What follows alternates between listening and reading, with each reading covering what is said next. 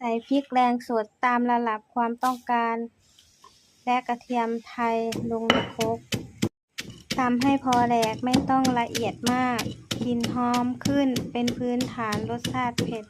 และหอมของตำไทยสีของพริกจะออกแดงนิดๆเครื่องคกถือว่าดีมากเคล็ดลับต้องใส่เครื่องปรุงทีละอย่างน้ำปลาน้ำมะนาวน้ำตาลปี๊บใส่มะละกอที่สับลงไปทีละกำใช้ช้อนส้อมข้างๆในการคลุกตำจังหวะที่ดีคือตำหนึ่งครั้งคลุกหนึ่งที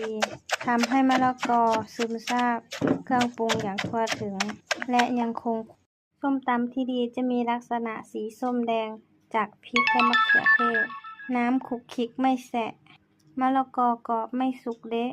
มีกลิ่นหอมของถั่วมะนาวพริกกระเทียมและถั่วลิสงกินคู่กับไก่ย่างข้าวเหนียว